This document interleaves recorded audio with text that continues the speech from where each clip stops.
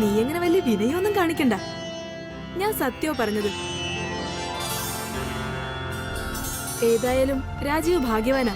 നല്ല സൗന്ദര്യവും നല്ല മനസ്സുള്ളൊരു പെൺകുട്ടിയെ കിട്ടിയില്ലേ. നിന്നെ കണ്ട് അയാളുടെ കൂട്ടുകാരി കണ്ണുവയ്ക്കുന്ന ഇപ്പൊ എന്റെ സംശയം. ഒന്ന് പോ ചേച്ചി അവിടുന്ന്. ചേച്ചി ഒരു മിനിറ്റ്, ഒരു കാര്യമുണ്ട്. ചേച്ചിയാ കാലൊന്ന് നീട്ടിയേ.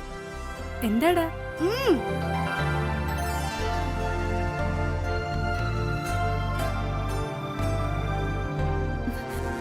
എന്താ ഇത്? എന്തിനാ നീ എന്റെ കാലി പിടിക്കണേ? ചേച്ചി ഒരു മിനിറ്റ്.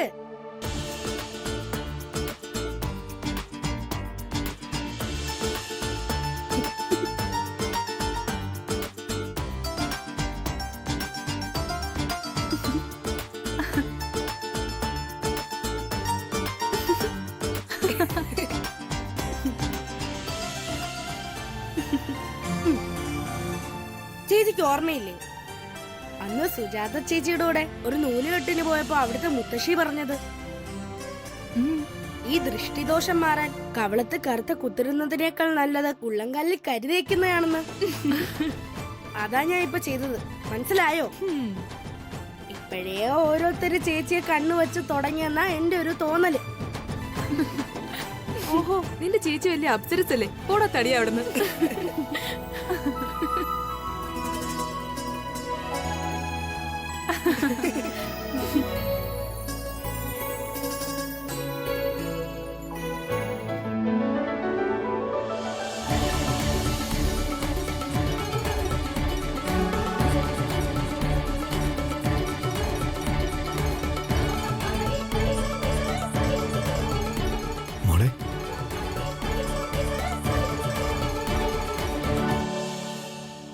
നന്നായിട്ടുണ്ട് നിന്നെ കാണാൻ.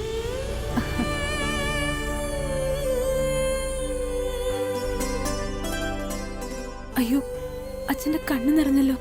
കണ്ണു മാത്രമല്ല മോളെ, അച്ഛന്റെ മനസ്സ് നിറഞ്ഞിരിക്കുക. ഈ അച്ഛന്റെ അമ്മയും മോള് കണ്ടിട്ടില്ലല്ലോ, സുന്ദരിയായിരുന്നു. മോൾ ഒരുങ്ങി നിൽക്കുമ്പോ എന്റെ അമ്മ ജീവനോടെ വന്ന് നിൽക്കുന്നത് പോലെ എനിക്ക് തോന്നിയത്. മോള് വാ.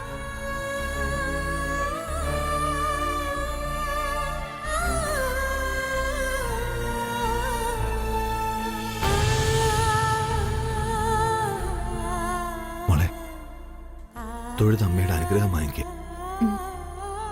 മുകളിലിരുന്ന് എല്ലാം അറിയുന്നുണ്ടാവും അവള്. മോൾക്കറിയോ, അസുഖം വന്ന് വേദന കൊണ്ട് പിടയുമ്പോഴും ആ കണ്ണുകൾ നിറഞ്ഞിട്ടില്ല. പക്ഷേ നിന്റെ മുഖത്തേക്ക് നോക്കുമ്പോ ആ കണ്ണുകളിൽ നിന്ന് ചോര പൊടിയുന്നത് അച്ഛൻ മറഞ്ഞു നിന്ന് കണ്ടിട്ടുണ്ട്.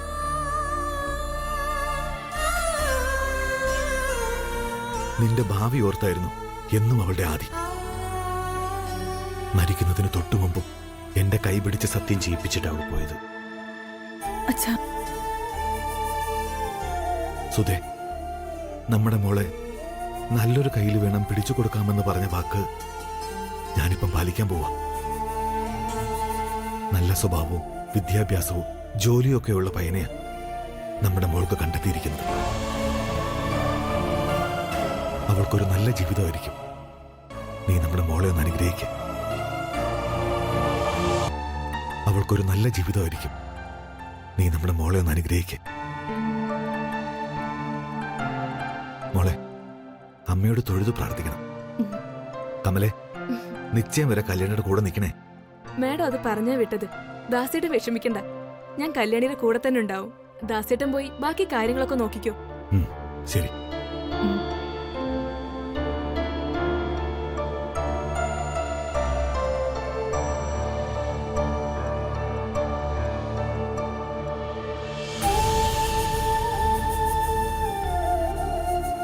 അമ്മേ, എനിക്കിവിടുന്ന് പോകാൻ ഒട്ടും മനസ്സില്ല.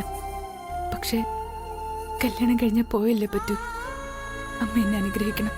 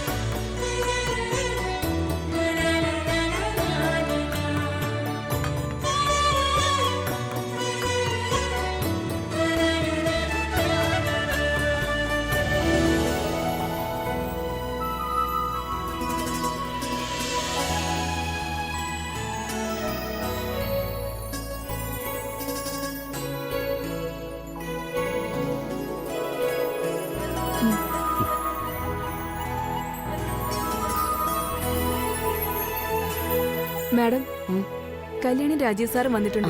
അകത്തേക്ക് വരാൻ പറയും. ഞങ്ങൾ വെയിറ്റ് ചെയ്യായിരുന്നു. ശരി മാഡം, ചെന്നോളൂ.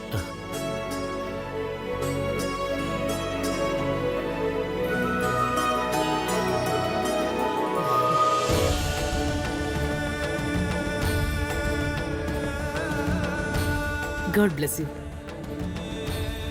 എല്ലാ ഐശ്വര്യങ്ങളും ഉണ്ടാവട്ടെ. കൃഷ്ണേട്ടാ, ആ.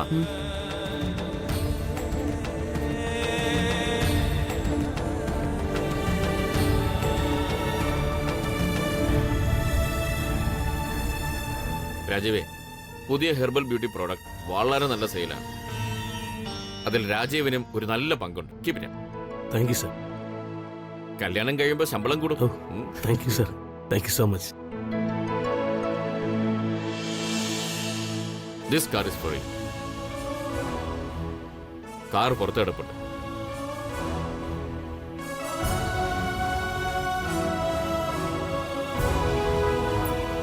Thank you sir. എനിക്കിവിടെ ജോലി കിട്ടിയത് തന്നെ മഹാഭാഗ്യമാണ്.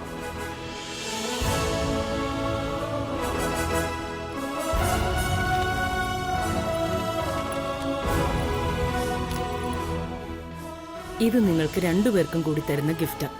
വീടിന്റെ താക്കോൽ.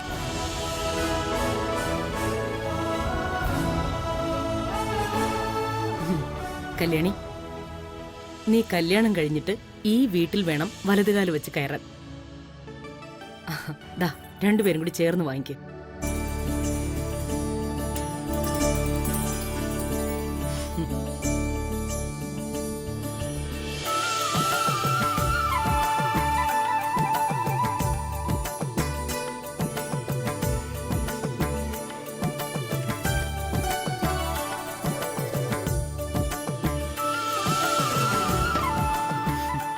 രാജീവേ, മാഡം, ഇത് 25 കൊല്ലത്തെ ദാസേട്ടന്റെ കളങ്കമില്ലാത്ത അധ്വാനത്തിന് ഞങ്ങൾ പകരം തരുന്നതാ.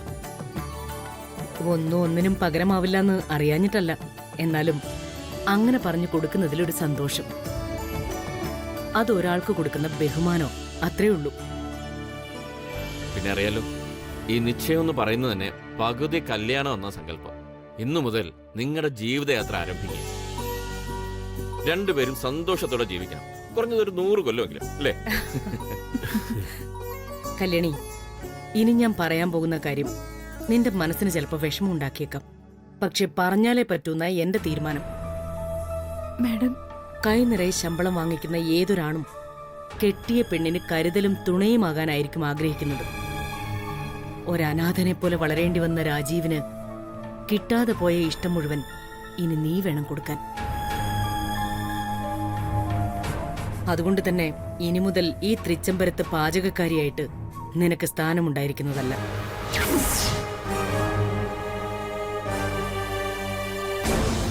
അയ്യോ, അങ്ങനെ പറയല്ലേ മാഡം. കല്യാണം കഴിഞ്ഞാലും എനിക്കിവിടുത്തെ പാചകക്കാരിയായി തുടരണമെന്ന് ആഗ്രഹം. എന്നെ ഇവിടുന്ന് പറഞ്ഞു വിടരുത്. മാഡം, കല്യാണി ഇവിടെ പാചകക്കാരിയായി തുടരുന്നതിൽ എനിക്കൊരു എതിർപ്പുമില്ല. മറിച്ച് സന്തോഷമാണ് കൂടുതൽ. എന്നെ ഓർത്ത് ഇങ്ങനൊരു തീരുമാനം എടുക്കണമെന്നില്ല. കേട്ടില്ലേ മാഡം, ഇദ്ദേഹം സമ്മതിച്ചു. എന്നെ ജോലിയിൽ നിന്ന് പറഞ്ഞു വിടരുത്. എനിക്ക് പോകാൻ വലിയ പ്രയാസമാണ്. ഞാൻ മരിച്ചു പോവും. നോ, ആരും ഇത് കാരണം മരിക്കാനൊന്നും പോകുന്നില്ല. ഇതെന്റെ തീരുമാനം. തൃച്ചംബരത്ത് അഖിലാണ്ടേശ്വരിയുടെ തീരുമാനം. അതിന് മാറ്റം ഉണ്ടാവാറില്ല. ആ, നിശ്ചയത്തിന് സമയമാവാറായി. രണ്ടുപേർക്കും പോകാം. ഉടൻ ദാസേട്ടൻ ക്ഷണിച്ച ബന്ധുക്കളും മറ്റും എത്തും. ചെല്ല്.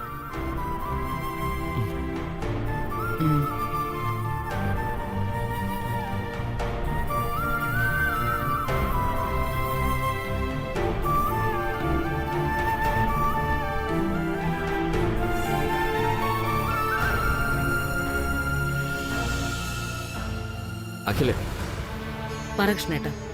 മുഖം കണ്ടിട്ടെന്തോ ഗൗരവമുള്ള കാര്യം ചോദിക്കാനുണ്ടെന്ന് തോന്നുന്നല്ലോ. അങ്ങനെ സീരിയസ് ആയിട്ടൊന്നുമില്ല. കല്യാണിയുടെ കാര്യത്തിൽ എൻ്റെ അഖിലയുടെ തീരുമാനം ശരിയായിരിക്കുമെന്ന് തന്നെയാണ് ഞാൻ വിചാരിക്കുന്നത്.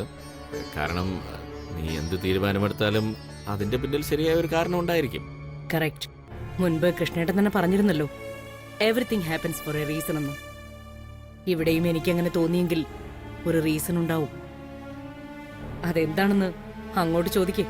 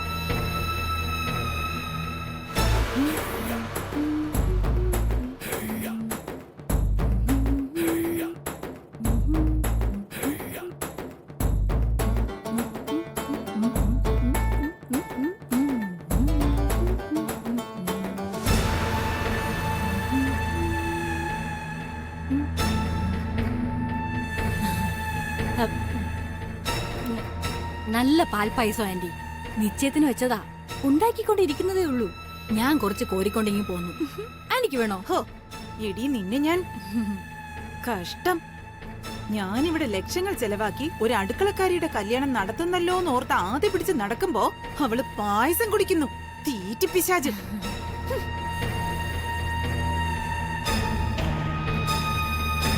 അതെന്താണെന്ന് ആന്റി, ഈ പായസത്തിന്റെയൊക്കെ മണം അടിച്ചാലേ എനിക്ക് പിന്നെ കൺട്രോൾ കിട്ടത്തില്ല. അതാ ദേ ഇപ്പൊ കുടിച്ചു തീർക്കാം.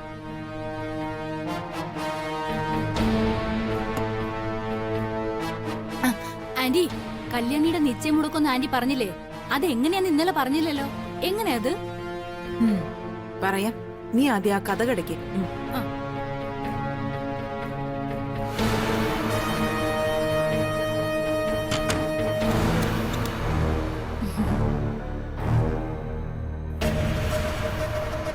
നിനക്ക് ഓർമ്മയില്ലേ അന്ന് അരവിന്ദിന്റെ കല്യാണം മുടക്കാൻ ഞാൻ ആ കല്യാണിയെ ബലിയാടാക്കിയത്? ആ അറിയാം. കല്യാണിയും അരവിന്ദേട്ടനും തമ്മിലുള്ള ഫോട്ടോയുടെ കാര്യമല്ലേ? അരവിന്ദിന്റെ കല്യാണം വരെ മുടക്കിയ ഞാൻ ആ അടുക്കളക്കാരിയുടെ കല്യാണം നടക്കാൻ സമ്മതിക്കുമെന്ന് നിനക്ക് തോന്നുന്നുണ്ടോ? ഇന്നിവിടെ കല്യാണ ചെക്കൻ പെണ്ണിന്റെ കയ്യിൽ മോതിരം ഇടും മുമ്പേ ഞാൻ അവന്റെ കയ്യിൽ ഒരു ചെയിൻ ഇട്ട് കൊടുക്കും. തിളങ്ങുന്ന നല്ലൊരു കൈ ചെയിൻ. ആന്റി എന്തൊക്കെയാ ഈ പറയുന്നത്? കൈ ചെയിൻ ഇട്ട് കൊടുക്കുന്നോ? അതേടി, അതെ. നീ വിചാരിക്കുന്ന പോലെ സ്വർണ്ണമല്ല. മനസ്സിലായില്ലേ? ഇല്ല, സ്വർണ്ണ ചെയിൻ അല്ല ഇത്. Police chain. കൈവിലങ്ങ്. ആ കല്യാണ ചെറുക്കനെ ലോക്കപ്പിലിടുന്ന കൈ ചെയിൻ. ആനന്ദ് ഗ്രൂപ്പ് ഓഫ് കമ്പനിയുടെ പബ്ലിസിറ്റി ഡിസൈനർ രാജീവിന് ഞാൻ ഇന്നൊരു ബാഡ് പബ്ലിസിറ്റി കൊടുക്കുക. അതോടെ കപ്പലേറാൻ പോകുന്നത് അഖിലാണ്ടേശ്വരിയുടെ മാനാഭിമാന. നീ കണ്ടോ എന്താ സംഭവിക്കുന്നേന്ന്? എനിക്കായിട്ട് ഞാൻ ഒരാളെ കളിക്കാൻ ഇറക്കിയിരിക്കുക. ഒരു സുന്ദരി ഫ്രീക്കത്തിയ.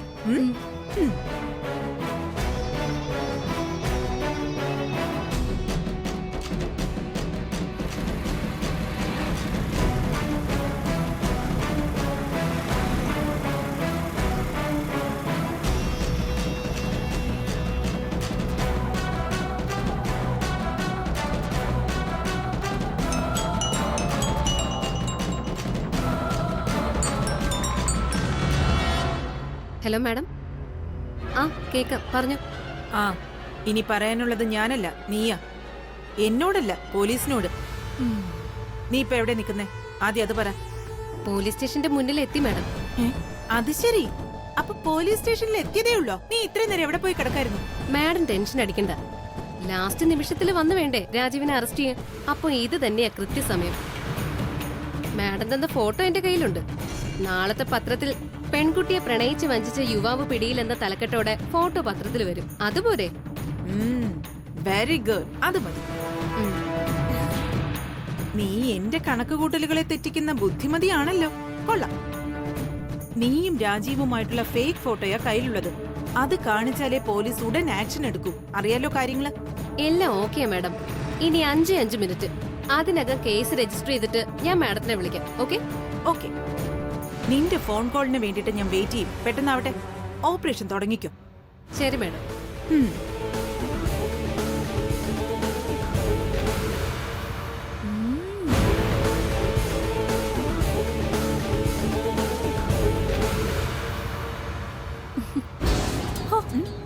സമ്മതിച്ചു.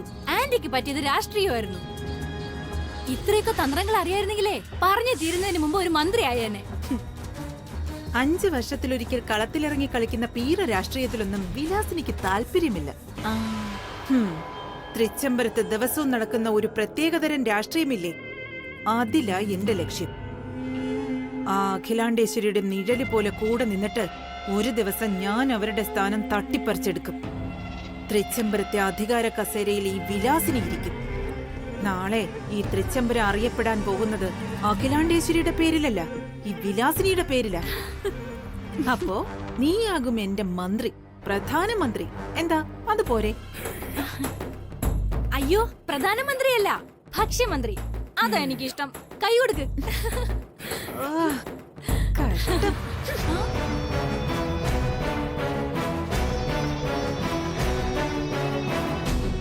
Inspector sir അകത്തുണ്ടോ?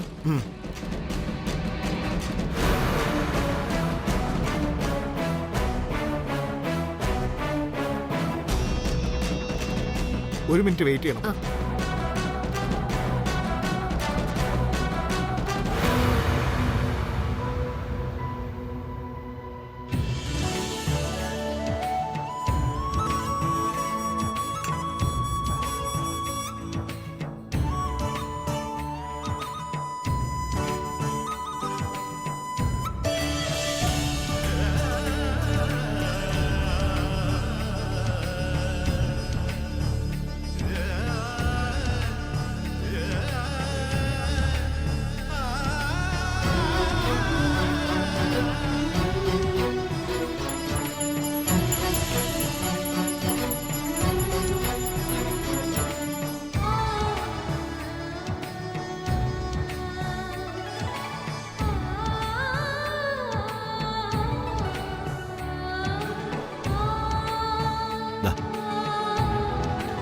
തിരുമേനി, എല്ലാം ആയില്ലേ? വേറെന്തെങ്കിലും? വേറെ പ്രത്യേകിച്ചൊന്നുമില്ല. ഇതൊരു വലിയ പൂജയല്ലല്ലോ, ചെറിയൊരു ജാതകം കൂടെ അല്ലേ.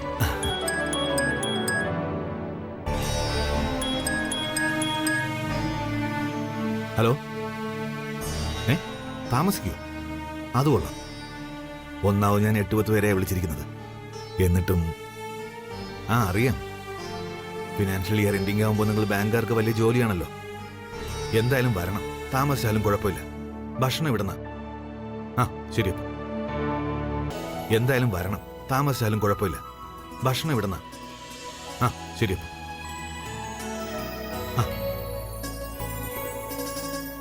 വാ. രാജലക്ഷ്മി വന്നില്ലല്ലേ? വന്നു, വണ്ടി പാർക്ക് ചെയ്യാം. വാ. സേവിയറെ, ഇതെന്റെ വല്യച്ഛന്റെ മോനാ. നമസ്കാരം. നോ, നിങ്ങൾ പോയിക്കോ. ഇവിടെ വീട്ടിലൊരു പ്രധാനപ്പെട്ട ചടങ്ങ് നടക്കുന്നുണ്ട്. ഇല്ലില്ല, അവള് കമ്പനി പോയിരിക്കുക. ഇവിടുത്തെ ചടങ്ങ് സ്കിപ്പ് ചെയ്തതാ. അതൊക്കെ ഒരു ലോങ് സ്റ്റോറിയാ. ഞാൻ പിന്നെ പറയാം. Okay, by.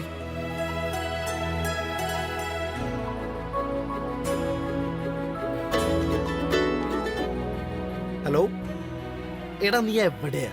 അവർക്ക് എത്തി. വരൂ. ട്രെയിൻ ലേറ്റ് ആയില്ലല്ലോ? യാത്രയൊക്കെ സുഖമായിരുന്നു. കല്യാണി എവിടെ? കണ്ടില്ലല്ലോ.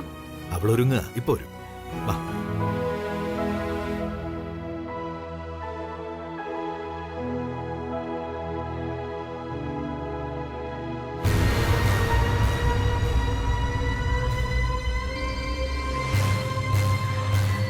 ചെന്നോളൂ.